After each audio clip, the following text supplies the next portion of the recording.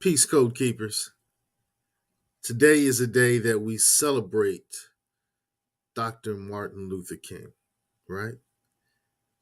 Well, I'm going to say some things that are going to disturb a few. Quoting and promoting the I Have a Dream speech is a disservice. Hear me out. Hear me out. Quoting, promoting the I Have a Dream speech is a disservice because 4 years later, well, 3 years later, after giving the I Have a Dream impromptu ad lib freestyle beautiful poem, beautiful message, Dr. King said we were too simplistic. We were overly ambitious. And Dr. King got real. I think we need to get real. All right, welcome to Get On Code, the Fly Guy Show, which is a series of melanated conversations focused on empowerment, health, wealth, and knowledge of self. People think in binary choices because they are conditioned to. And on the wall was a picture of a wolf and a lion.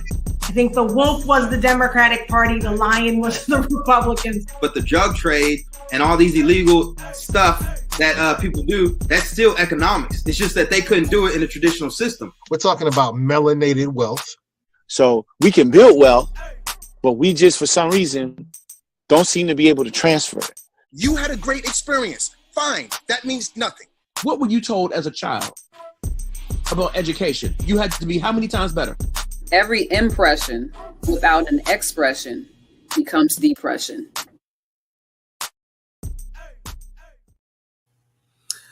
All right. So, hey, first of all, I want to salute, I have on green and gold, and, wifey is, tribe, see William and Mary. My two kids became Spartans. So, behold the green and gold. I'm a Spartan dad, but a Hampton University grad. So I had to say that because I got on this. And it says, remember your why. Remember your why. Remember your why. Your why, our why. Our focus is empowerment on the Get On Code show. And in this episode, we're looking, again, as we always do on this day, at the message.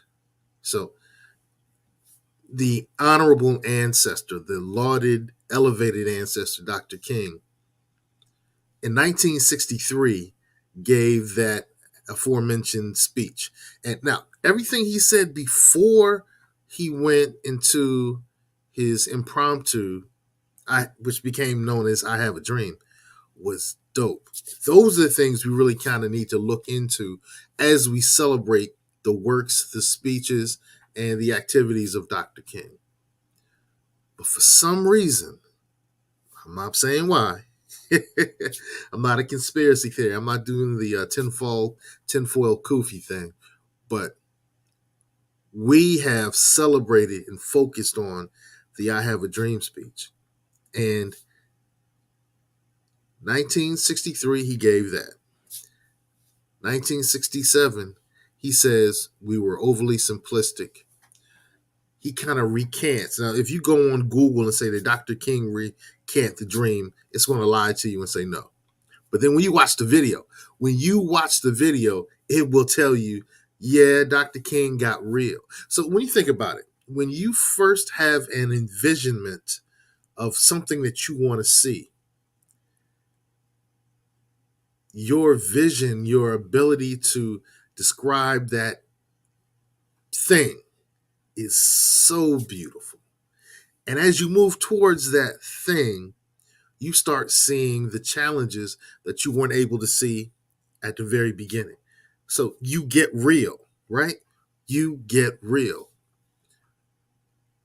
As Dr. King looked at the activities and the progress and the movement, he got real.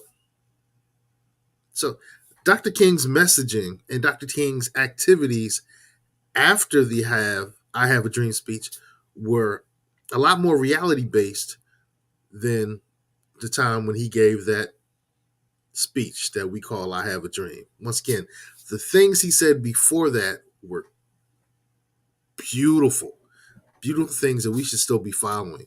And then you had the singer, I can't think of her name, who says, "Tell him about the dream, Martin, tell him about the dream." And then he kind of freestyles and he talks about this dream he had, which we call the "I Have a Dream" speech.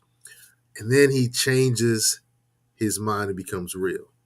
So I think we do a disservice to the memory and the work of Dr. King when we keep promoting the "I Have a Dream" speech, when he changed his mind and talked about something very different. So let's talk about the things he said that were very different. Those are the things I believe in our empowerment movement we should focus on.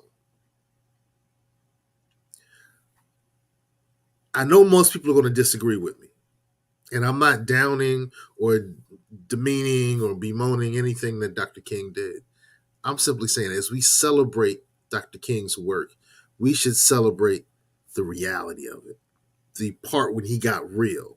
And the way we can do that is by getting real. If we continue to focus on getting along with people, as being accepted over empowerment, we're going to still have the challenges that we face now. Let me say it again. We focused on getting along with people. And I'm not saying we shouldn't get along with people.